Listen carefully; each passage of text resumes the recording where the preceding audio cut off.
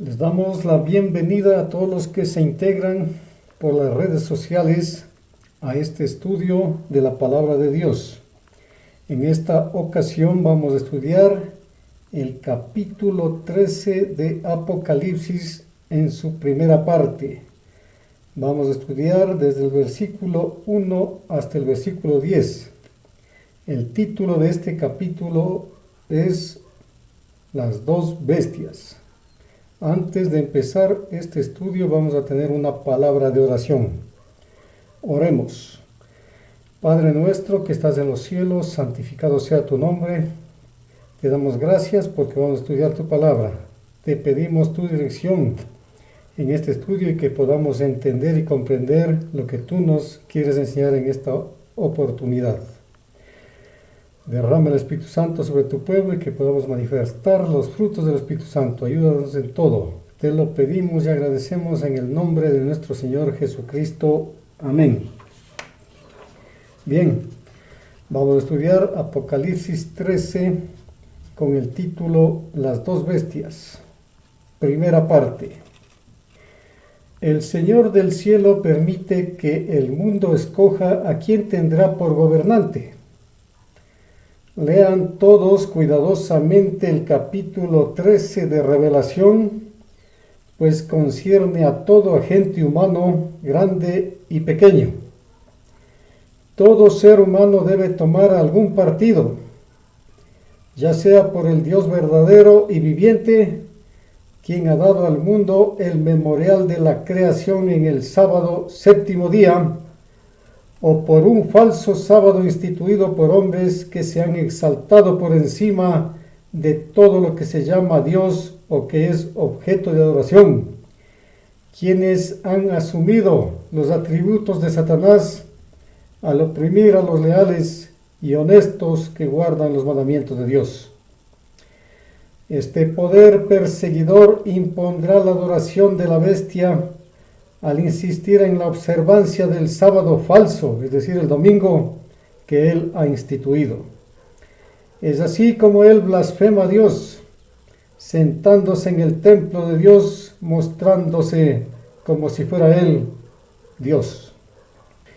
En el tomo 14 de Manuscritos Liberados, página 91 y 92 dice: el capítulo 13 de Apocalipsis presenta un periodo que habrá de asumir prominencia en los últimos días.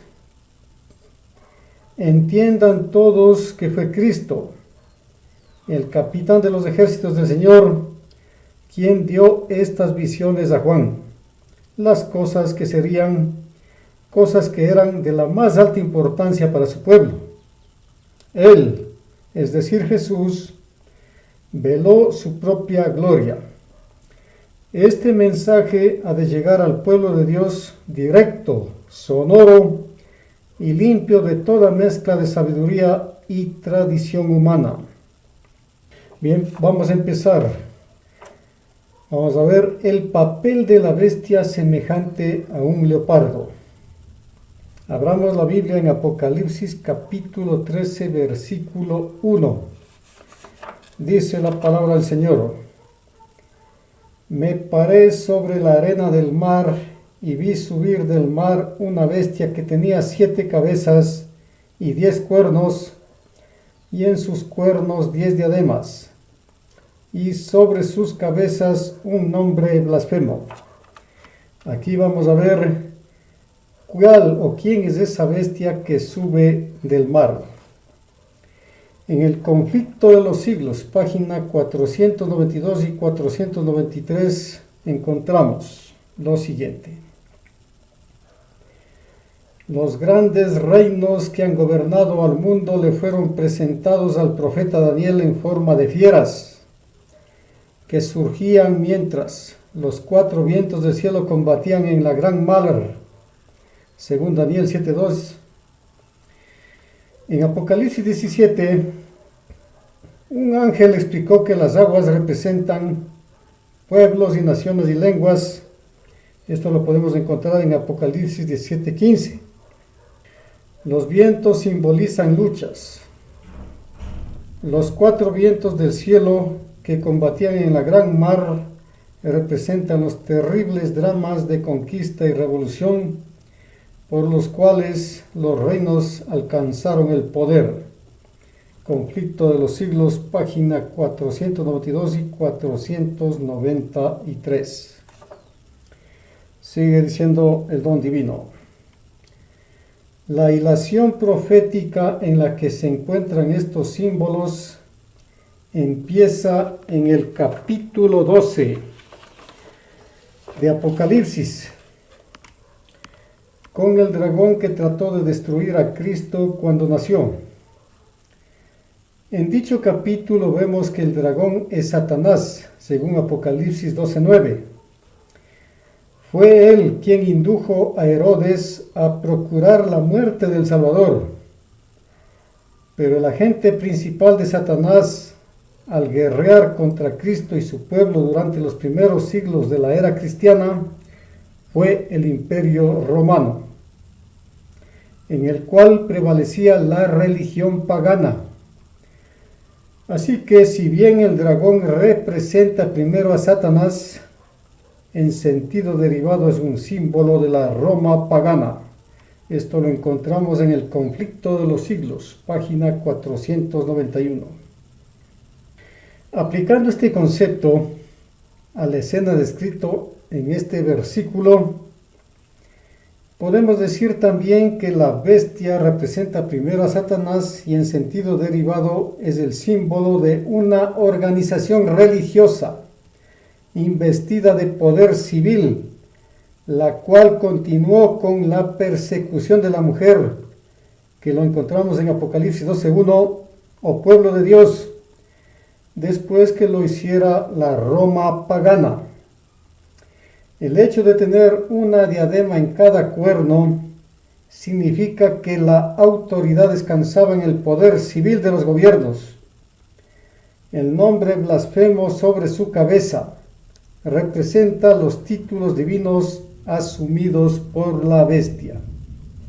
En el Conflicto de los Siglos, página 498, la bestia mencionada en este mensaje, cuya adoración es impuesta por la bestia de dos cuernos, es la primera bestia, o sea, la bestia semejante a un leopardo, de Apocalipsis 13, que es el papado.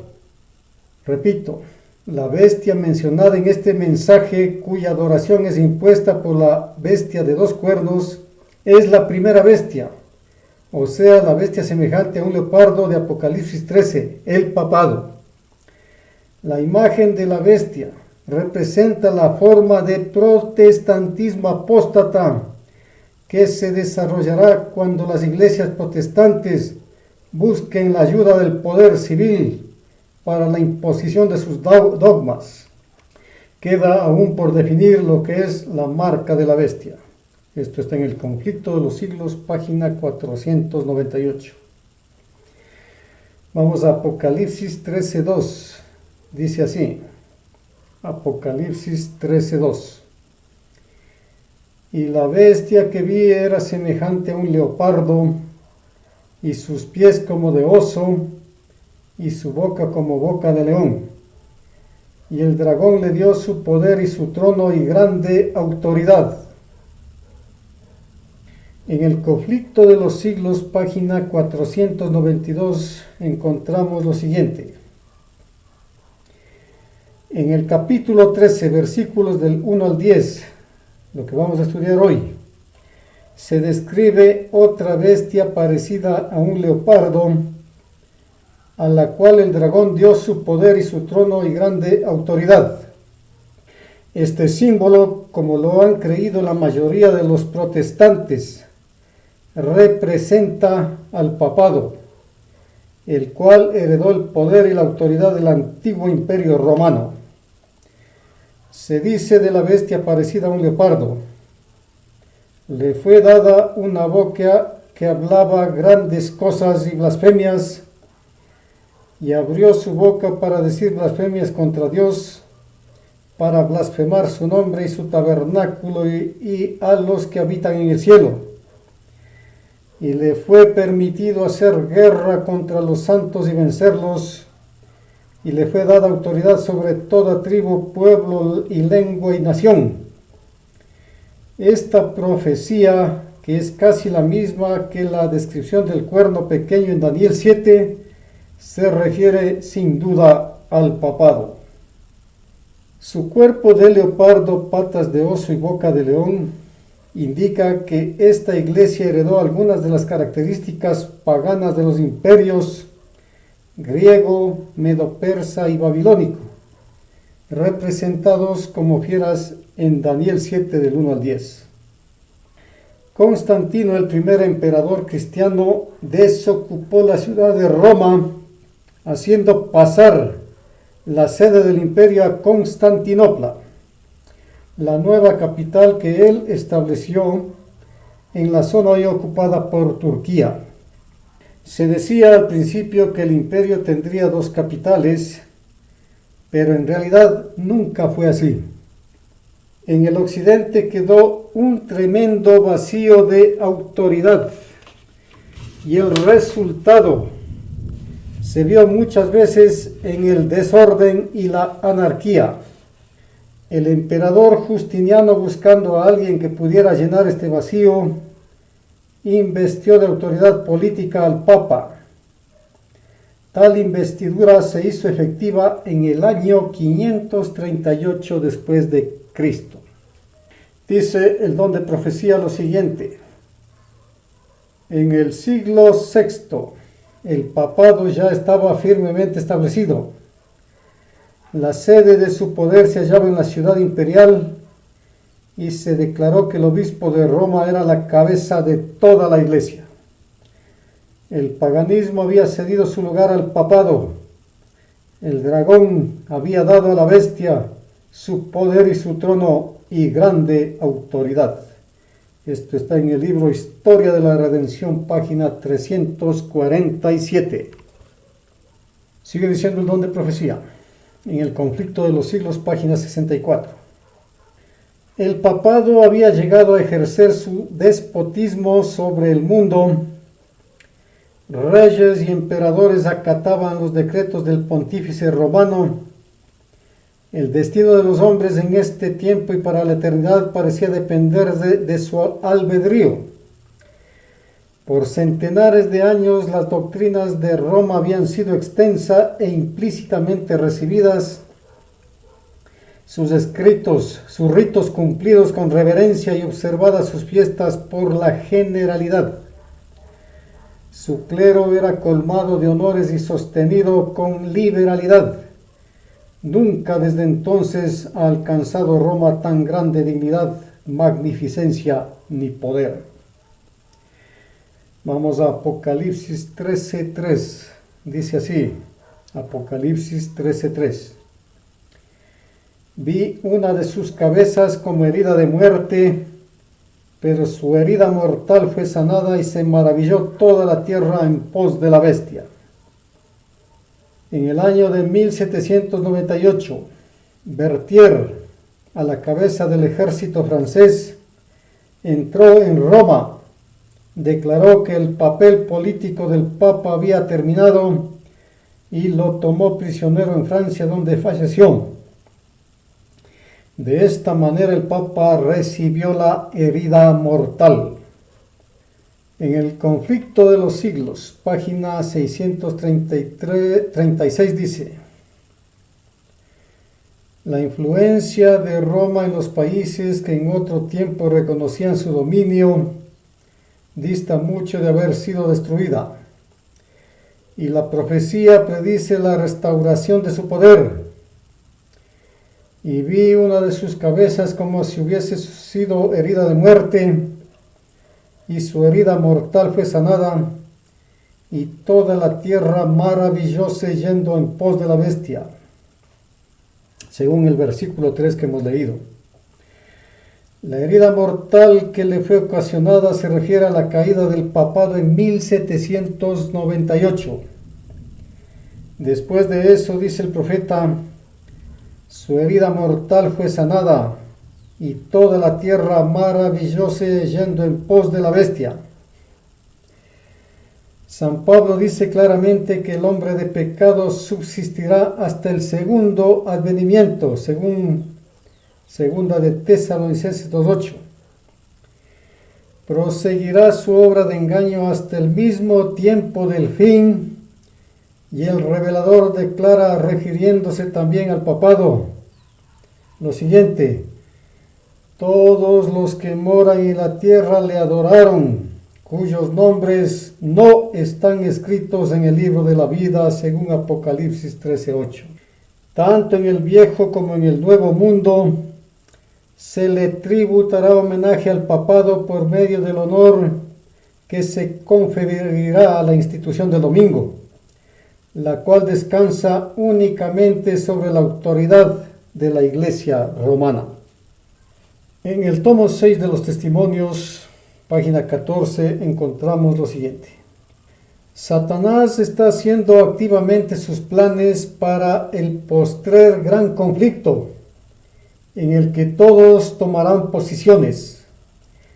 Después que el Evangelio se ha venido proclamando en el mundo durante casi 2000 años, Satanás presenta todavía a los hombres y mujeres la misma escena que presentó a Cristo. En forma prodigiosa despliega ante ellos los reinos de este mundo en su gloria. Los promete a todos los que quieran postrarse y adorarle. Así trata de poner a los hombres bajo su dominio. Satanás está obrando con suma intensidad para presentarse como Dios y para destruir a todos los que se oponen a su poder. Y hoy el mundo se está postrando delante de él. Se recibe su poder como poder de Dios. Se está cumpliendo la profecía del Apocalipsis de que se maravilló toda la tierra en pos de la bestia, Apocalipsis 13:3. Ahora vayamos a la Biblia, Apocalipsis 13:4. Dice, Apocalipsis 13:4: y adoraron al dragón que había dado autoridad a la bestia, y adoraron a la bestia diciendo: ¿quién como la bestia y quién podrá luchar contra ella? Adoración a la bestia es en realidad adoración al dragón, porque la bestia es el agente visible del dragón y lleva a cabo su voluntad. La era del resurgimiento del papado también será caracterizada por un periodo cuando el espiritismo estará especialmente activo. Eso lo estamos viviendo hoy en la actualidad. Detrás del espiritismo está la labor de Satanás, con todo engaño de iniquidad, según segunda de Tesalonicenses 2:10. A través del catolicismo romano, el espiritismo y el protestantismo apóstata, Satanás pretende hacer que el mundo le adore. Él logrará su propósito en cierta medida, porque habrá un remanente noble que rehusará inclinarse a sus demandas, según Apocalipsis 12:17 y Apocalipsis 13:8. Cuando la aceptación del día domingo sea obligada mediante una ley civil, entonces muchos hombres se unirán a la triple unión por temor a la persecución y a la muerte. Estos clamarán diciendo: ¿quién como la bestia y quién podrá luchar contra ella? En el conflicto de los siglos, página 64, dice: la institución bíblica de la Cena del Señor fue sustituida por el sacrificio idolátrico de la misa. Los sacerdotes papales aseveraban que con sus palabras podían convertir el pan y el vino en el cuerpo y sangre verdaderos de Cristo. Con blasfema presunción se arrogaban el poder de crear a Dios, creador de todo. Se les obligaba a los cristianos, so pena de muerte, a confesar su fe en esta horrible herejía que afrentaba al cielo. Muchísimos que se negaron a ello fueron entregados a las llamas. Vayamos a Apocalipsis 13:5. Dice, Apocalipsis 13:5. También se le dio boca que hablaba grandes cosas y blasfemias, y se le dio autoridad para actuar 42 meses.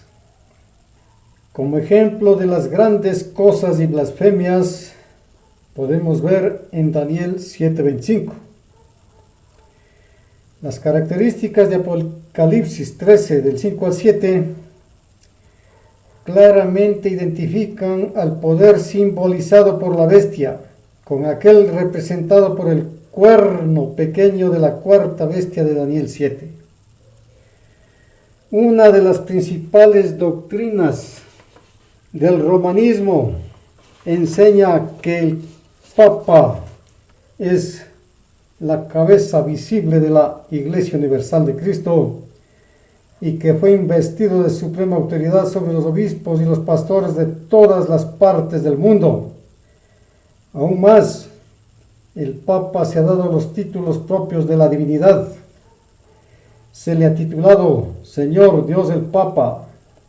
Véase una glosa de las extravagantes del Papa Juan 22, título 14, capítulo 4. Declaramos. En una edición de las extravagantes impresa en Amberes en 1584, se encuentran en la columna 153 las palabras Dominum Deum Nostrum Papam, que significa Nuestro Señor Dios el Papa. En una edición de París del año de 1612 se halla en la columna 140. Esto lo podemos ver en el Conflicto de los Siglos, página 738, y se le ha declarado infalible. Exige que todos los hombres le rindan homenaje. La misma pretensión que sostuvo Satanás cuando tentó a Cristo en el desierto, la sostiene aún por medio de la Iglesia de Roma, y muchos son los que están dispuestos a rendirle homenaje. Y blasfemias, ¿qué significa? Blasfemias, de acuerdo a la Biblia, según Mateo 26, versículos 63 al 65, es atribuirse cualidades divinas siendo uno humano. Repito, blasfemias, de acuerdo a la Biblia, es atribuirse cualidades divinas siendo uno humano. Dice el don divino: el advenimiento de la Iglesia romana al poder marcó el principio de la Edad Media. A medida que crecía su poder, las tinieblas se hacían más densas. La fe pasó de Cristo, el verdadero fundamento, al Papa de Roma. En vez de confiar en el Hijo de Dios para obtener el perdón de sus pecados y la salvación eterna, el pueblo recurría al Papa y a los sacerdotes y prelados a quienes él invistiera de autoridad. Se le enseñó que el Papa era su mediador terrenal y que nadie podía acercarse a Dios sino por medio de él. Y andando el tiempo se le enseñó también que para los fieles el Papa ocupaba el lugar de Dios y que por lo tanto debían obedecerle implícitamente. Esto está en el Conflicto de los Siglos, página 59. Y se le dio autoridad para actuar 42 meses. ¿Qué significa? Veamos en el Conflicto de los Siglos, página 309 y 310, lo que dice: los 42 meses y los 1260 días designan el mismo plazo, o sea, el tiempo durante el cual la Iglesia de Cristo iba a sufrir bajo la opresión de Roma. Los 1260 años de dominio temporal del Papa comenzaron en el año 538 después de Cristo y debían terminar en 1798. En dicha fecha entró en Roma un ejército francés que tomó preso al Papa, el cual murió en el destierro.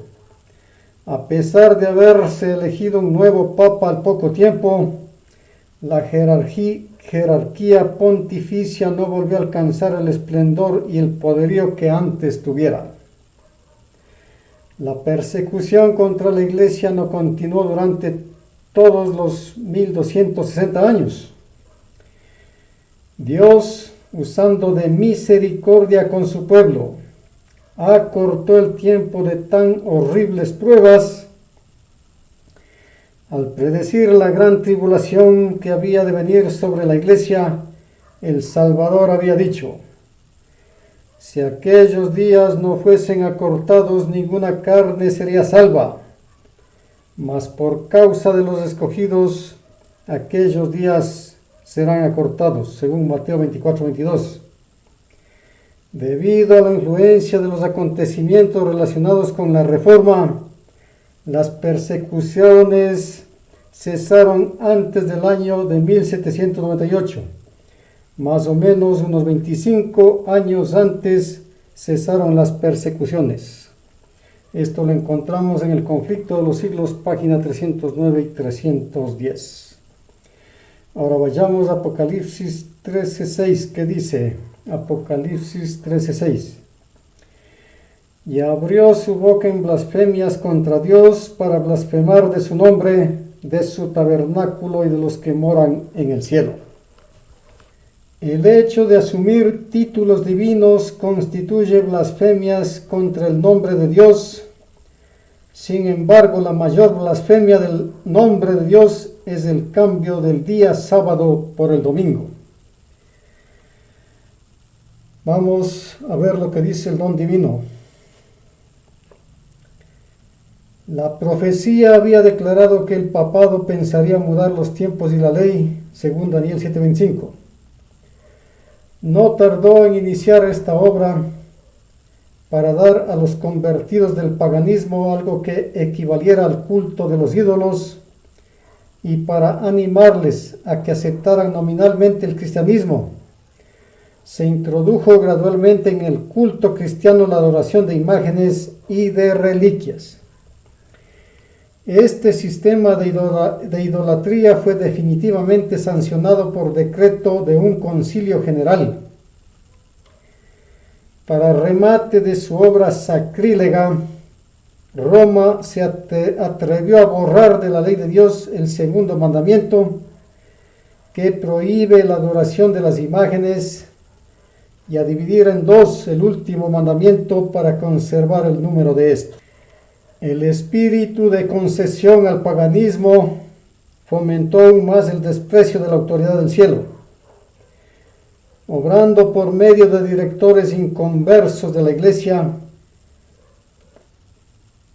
Satanás atentó también contra el cuarto mandamiento y trató de echar a un lado el antiguo sábado, el día que Dios había bendecido y santificado, según Génesis 2, versículos 2 y 3, para colocar en su lugar el día festivo, observado por los paganos como el venerable día del sol, día domingo. A principios del siglo IV, el emperador Constantino expidió un decreto que hacía del domingo un día de fiesta pública en todo el Imperio Romano. El día del sol fue reverenciado por sus súbditos paganos y honrado por los cristianos, pues era política del emperador conciliar los intereses del paganismo y del cristianismo que se hallaban en pugna.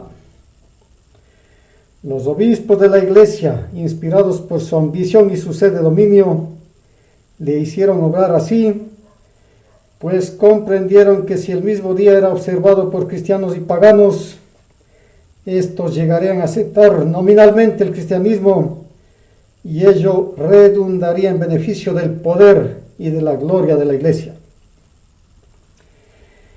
Pero a pesar de que muchos cristianos piadosos fueron poco a poco inducidos a reconocer cierto carácter sagrado del domingo, no dejaron de considerar el verdadero sábado como el día santo del Señor, ni de observarlo en cumplimiento del cuarto mandamiento.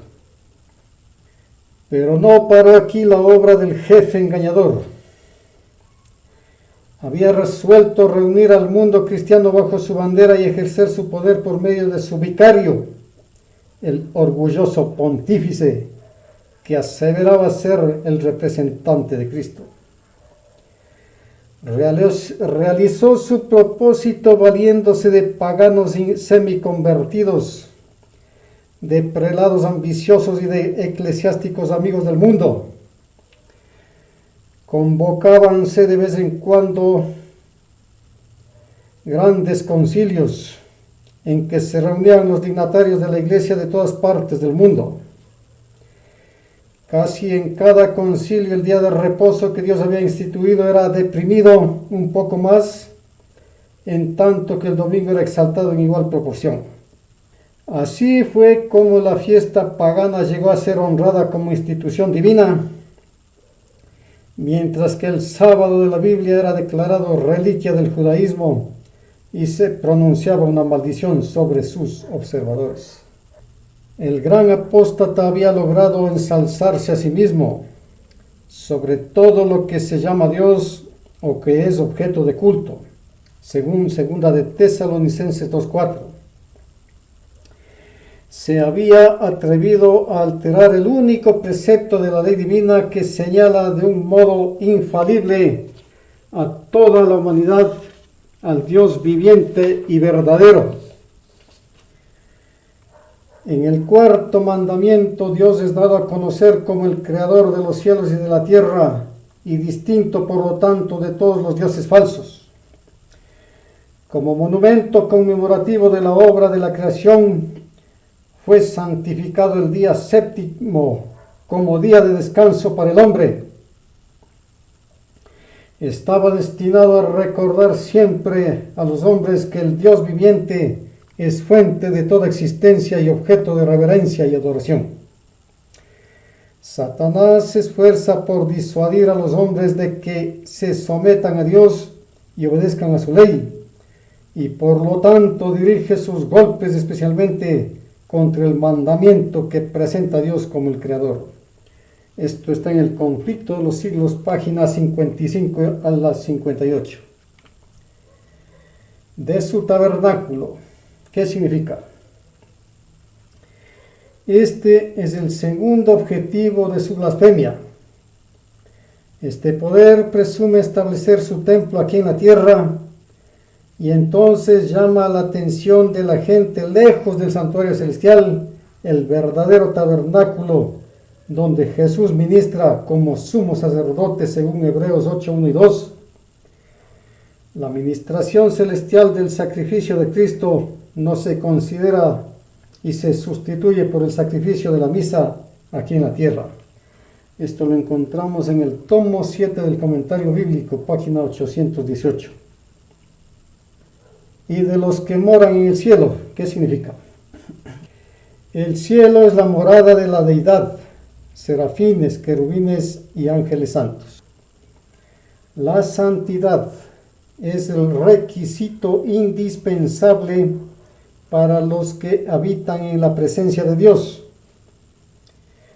Para el hombre caído, esta santidad se la puede obtener solamente por acción del Espíritu Santo en la persona, el cual es disponible gracias a la ministración de Jesús en el santuario celestial.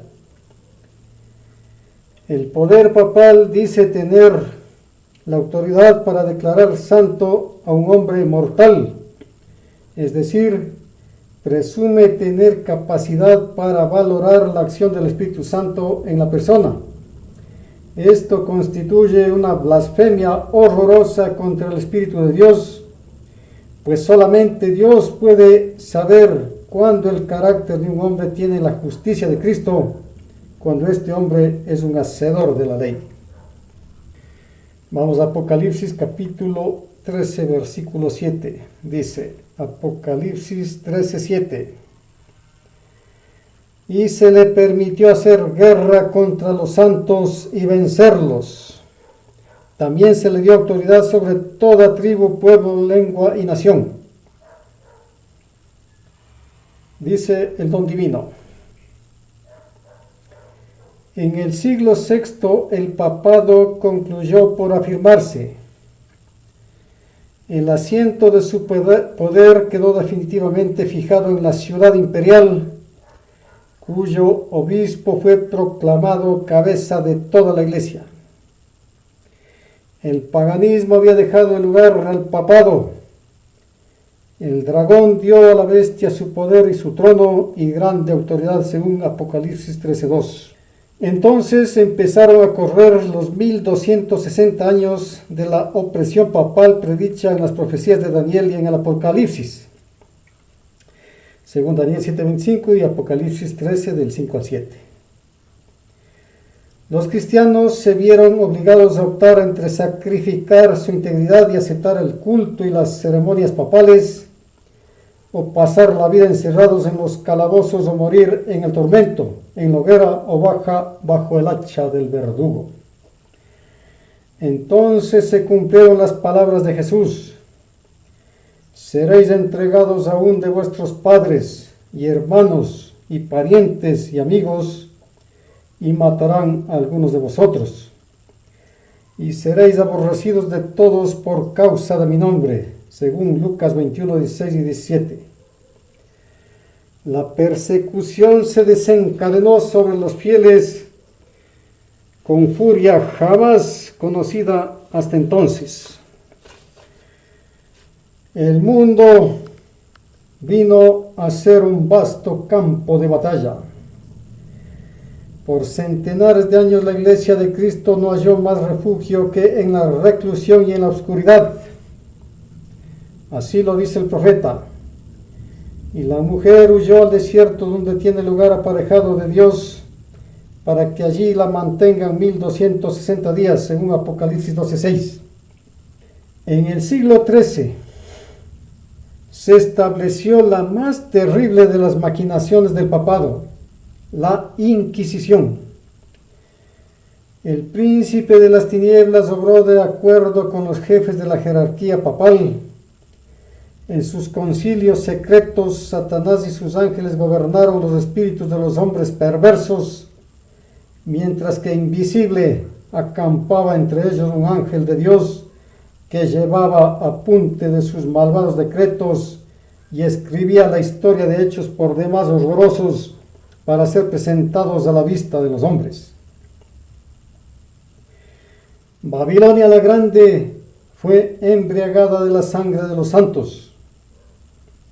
Los cuerpos mutilados de millones de mártires clamaban a Dios venganza contra aquel poder apóstata. Esto lo encontramos en el Conflicto de los Siglos, páginas 58, 59 y 64. También se le dio autoridad sobre toda tribu, lengua y pueblo y nación. ¿Qué significa? El papado había llegado a ejercer su despotismo sobre el mundo. Reyes y emperadores acataban los decretos del pontífice romano. El destino de los hombres en este tiempo y para la eternidad parecía depender de su albedrío. Por centenares de años las doctrinas de Roma habían sido extensa e implícitamente recibidas, sus ritos cumplidos con reverencia y observadas sus fiestas por la generalidad. Su clero era colmado de honores y sostenido con liberalidad. Nunca desde entonces ha alcanzado Roma tan grande dignidad, magnificencia ni poder. Mas el apogeo del papado fue la medianoche del mundo. Las sagradas escrituras eran casi desconocidas no solo de las gentes, sino de los mismos sacerdotes. A semejanza de los antiguos fariseos, los caudillos papales aborrecían la luz que habría revelado sus pecados. Rechazada la ley de Dios, modelo de justicia, ejercieron poderío sin límites y practicaron desenfrenadamente los vicios. Prevalecieron el fraude, la avaricia y el libertinaje. Los hombres no retrocedieron ante ningún crimen que pudiese darles riqueza o posición. Los palacios de los papas y de los prelados eran teatro de los más viles excesos. Algunos de los pontífices reinantes se hicieron reos de crímenes tan horrorosos que los gobernantes civiles tuvieron que procurar deponer a dichos dignatarios de la Iglesia como monstruos demasiado viles para ser tolerados. Durante siglos Europa no progresó en las ciencias, ni en las artes, ni en la civilización. La cristiandad quedó moral e intelectualmente paralizada. Esto está en el Conflicto de los Siglos, páginas 64 y 65. Pasemos a la Biblia. Apocalipsis 13:8 dice, Apocalipsis 13:8. Y la adoraron todos los moradores de la tierra cuyos nombres no estaban escritos en el libro de la vida del Cordero que fue inmolado desde el principio del mundo. Repito, y la adoraron todos los moradores de la tierra cuyos nombres no estaban escritos en el libro de la vida del Cordero que fue inmolado desde el principio del mundo. Y la adoraron todos los moradores de la tierra. ¿Qué significa? Esto será especialmente una verdad en el periodo de resurgimiento del papado, cuando la ley de Dios se piense abolir mediante una ley civil. Apocalipsis 13:16. Esto ya está ocurriendo en nuestros tiempos, en la actualidad. Dice el don divino.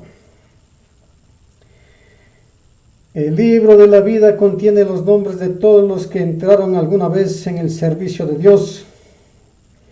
Jesús dijo a sus discípulos, gozaos de que vuestros nombres están escritos en los cielos, según Lucas 10:20.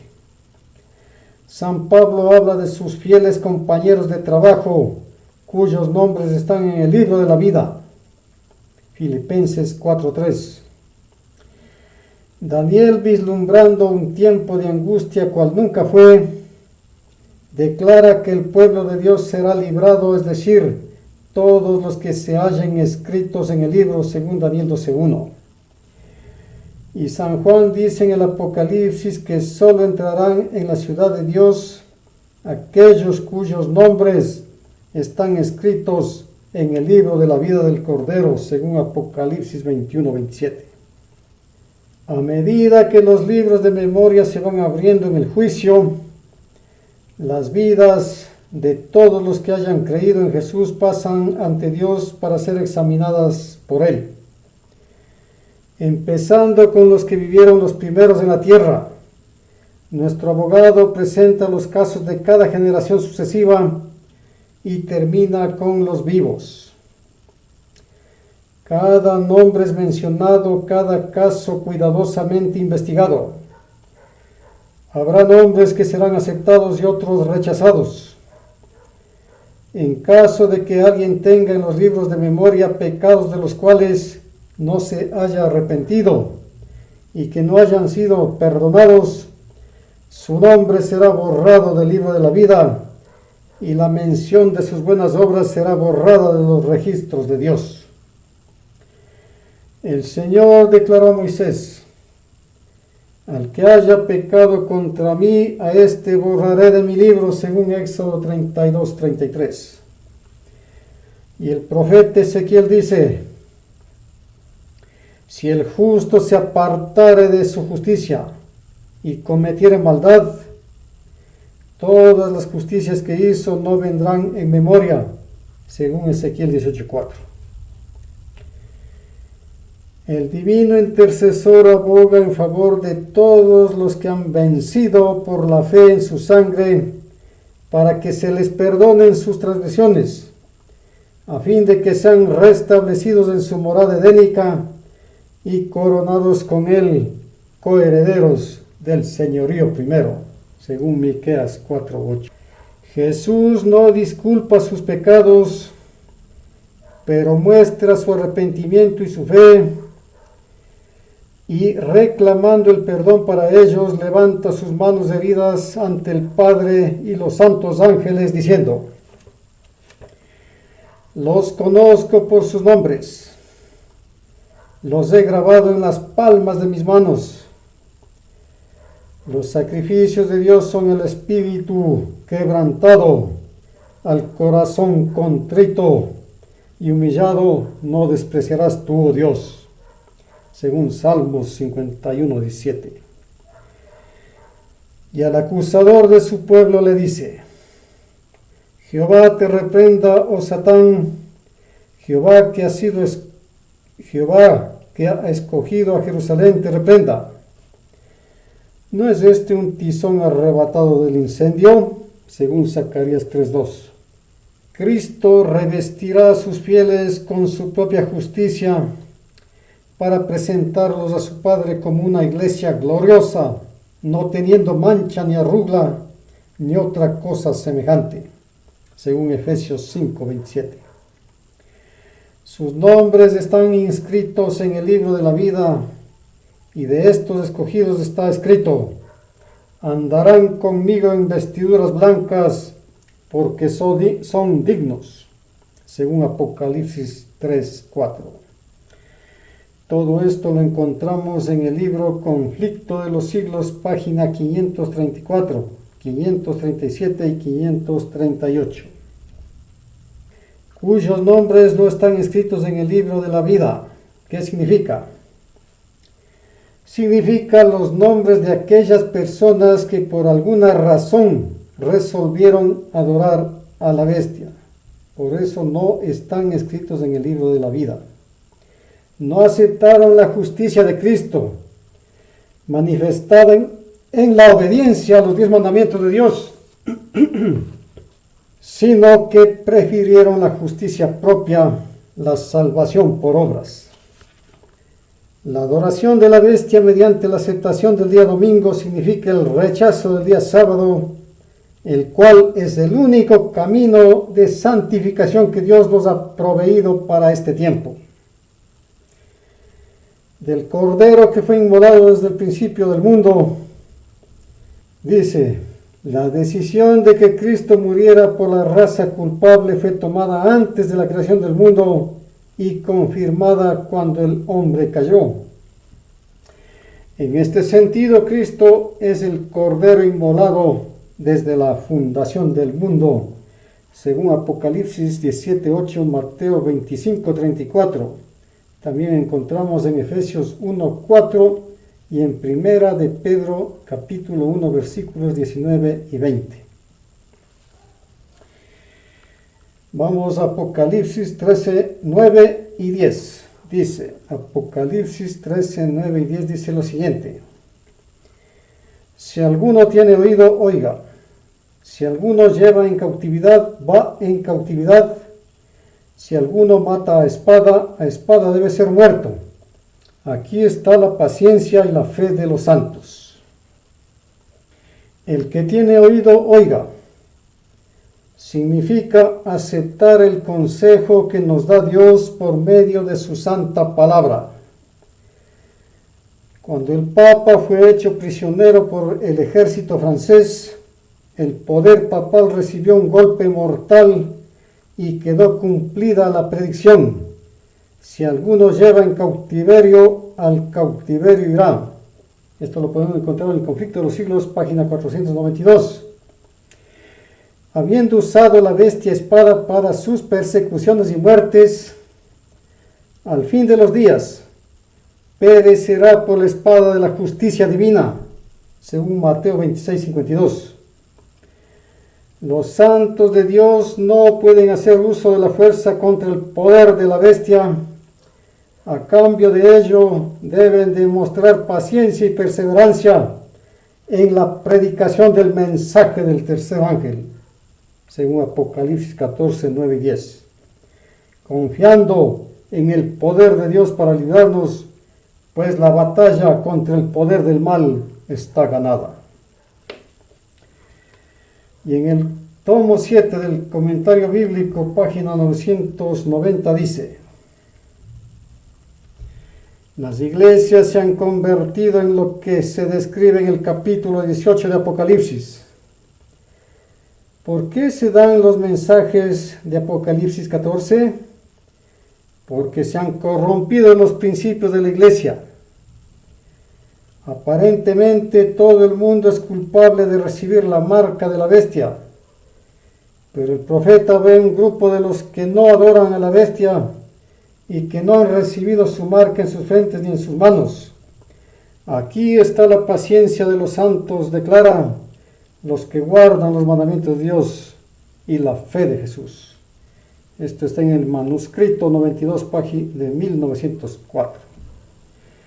Finalmente, hermanos y amigos, en resumen, en la primera parte de este capítulo 13, que hemos estudiado desde el versículo 1 al 10, se describe a otra bestia parecida a un leopardo, a la cual el dragón dio su poder y su trono y grande autoridad.